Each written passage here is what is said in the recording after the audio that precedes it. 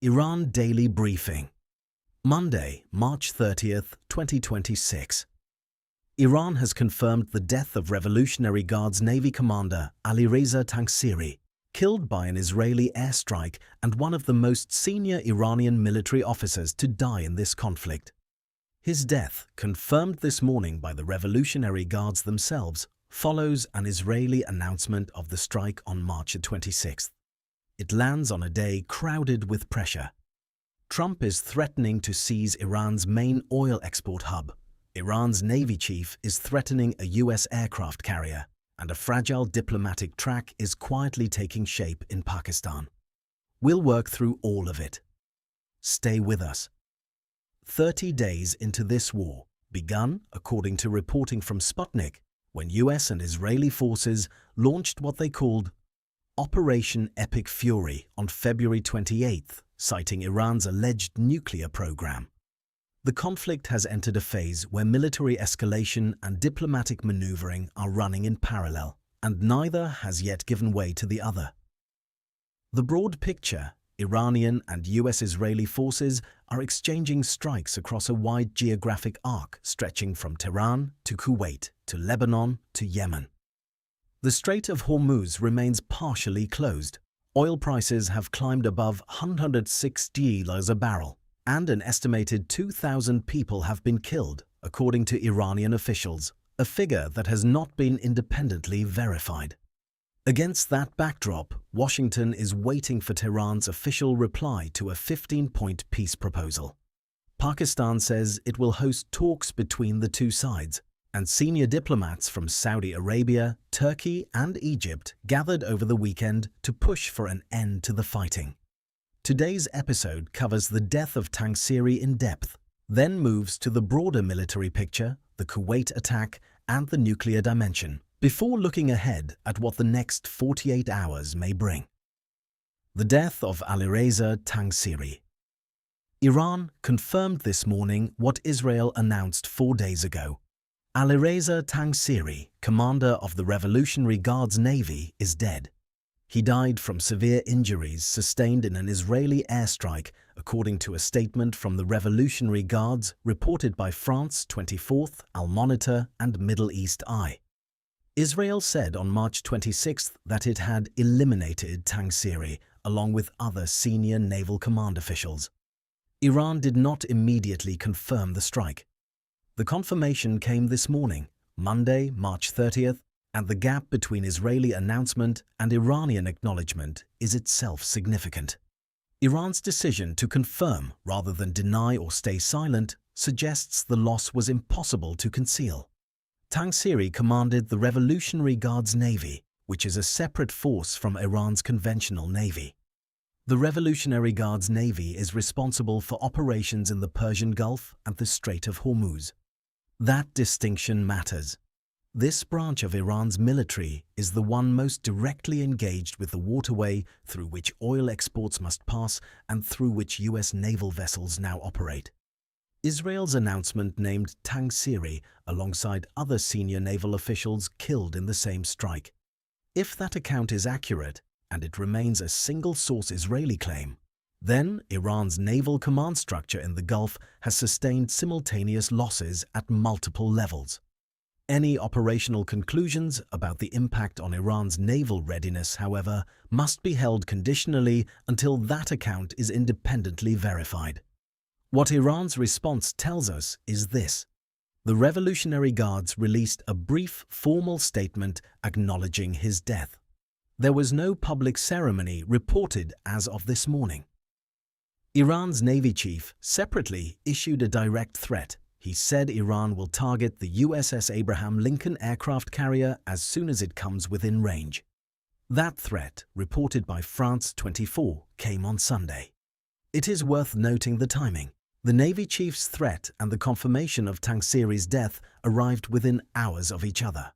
Whether that sequence was coordinated, whether Tehran chose to pair an acknowledgement of loss with a show of forward intent, is not something any available source has confirmed. What can be said is that Iran did not respond to the confirmation of Tangsiri's death with silence or a purely defensive posture. The public threat against the Abraham Lincoln was Iran's most visible statement of the weekend. From Washington's perspective, the strike fits within a pattern of what US and Israeli officials have described as targeting Iran's military command infrastructure. President Trump said Sunday that the conflict has effectively brought about regime change in Iran. A single-source claim from Al Jazeera that, if accurate, signals Washington's stated ambitions go beyond nuclear facilities. Tehran has consistently rejected that framing and continues to operate state institutions. For regional actors watching this closely, the death of a naval commander of Tangsiri's rank and the public confirmation of it marks a new data point in how Iran absorbs and responds to command-level losses. The thing to watch in the coming days, whether Iran conducts any naval action in the Strait of Hormuz or the Persian Gulf that appears calibrated as a direct response. The Navy chief's threat against the Abraham Lincoln has set an expectation. Whether it is acted upon is the question that will define the next phase of the maritime dimension of this conflict. Story 1. Kuwait and the regional spillover. The war is not contained to Iran and its direct adversaries. On Monday, Kuwaiti authorities confirmed that an Iranian attack caused what they described as significant material damage to a building housing a power and desalination plant. An Indian worker was killed. Both the damage and the fatality were confirmed by Al Jazeera across multiple reports. Kuwait is a Gulf state, a US security partner and not a party to the US-Israeli military operation against Iran. Iran has not, in available reporting, offered a formal justification for the Kuwait strike. The attack on a desalination facility, infrastructure that provides drinking water, in a country that holds no role in the offensive against Iran, is the kind of development that will concentrate diplomatic minds in the Gulf. Iran also carried out attacks on aluminum plants in Bahrain and the United Arab Emirates this weekend, according to France 24. Iran claimed those facilities are linked to the US military, a claim neither Bahrain nor the UAE has confirmed, and one that Washington has not addressed in available reporting. The pattern across Kuwait, Bahrain, and the UAE is one of Iranian strikes on infrastructure in neighboring states. The stated Iranian rationale that these targets are connected to US operations has not been independently verified. Gulf governments are now weighing the cost of their proximity to this conflict against the cost of public confrontation with Tehran. Watch for any formal diplomatic response from Kuwait or the UAE, and whether any Gulf state requests emergency consultations through the Arab League or the UN Security Council. Story 2. Trump's Kharg Island threat and the Marines. President Trump threatened over the weekend to seize Kharg Island, Iran's primary oil export terminal. The threat was reported by France 24 as a single-source item. Separately, Al Jazeera reported that the Trump administration has deployed US Marines in preparation for a possible takeover of the facility. These two items, taken together, describe a potential operation that would be a major escalation of this conflict. Kharg Island handles the overwhelming majority of Iran's crude oil exports. Seizing it would not only cut Iran's primary revenue source, it would place US forces in direct, sustained control of Iranian territory for the first time in this conflict. Iranian Parliament Speaker Mohammad Bagher Ghalibaf responded directly. He accused Washington of plotting a ground attack on Iran and warned that Tehran could intensify attacks on US allies. That language, intensify attacks on US allies, is the specific formulation France 24 attributed to Ghalibaf. It is a threat directed at the broader network of states aligned with Washington, not at any single country. Oil prices, now above $116 a barrel according to Al Jazeera, are moving against this backdrop. The arrival of the USS Tripoli, an amphibious assault ship carrying 3,500 Marines, in the Middle East, reported by France 24, provides the military asset that would make a Kharg Island operation logistically feasible. Whether the threat translates into action depends on factors no single source has yet clarified. At the same time, Trump said Sunday that his intelligence director, Tulsi Gabbard, is softer than he is on curbing Tehran's nuclear ambitions, a remark reported by Al Monitor. The comment was made on March 29th and suggests internal disagreement within the administration about objectives and means, though the extent of that disagreement is not clear from a single source report. Watch for any movement of marine units toward the Gulf and any formal Iranian announcement of contingency measures around Kharg Island. Story 3. The diplomatic track. In the middle of all this, something quieter is happening. Pakistan said Sunday it will soon host direct talks between the United States and Iran. France 24 reported it as a single source. Senior diplomats from Saudi Arabia, Turkey and Egypt gathered in Pakistan over the weekend to advocate for an end to the conflict. The Trump administration, meanwhile, is waiting for Tehran's official reply to a 15-point peace proposal. These three developments together describe a diplomatic track centered on Pakistan, one that now has buy-in from multiple regional powers. None of the reporting specifies what the 15-point proposal contains, and none confirms that Tehran has agreed to attend the Pakistan talks. But the presence of Saudi, Turkish and Egyptian diplomats suggests a coordinated regional push that goes beyond any single actor. The tension within this picture is straightforward.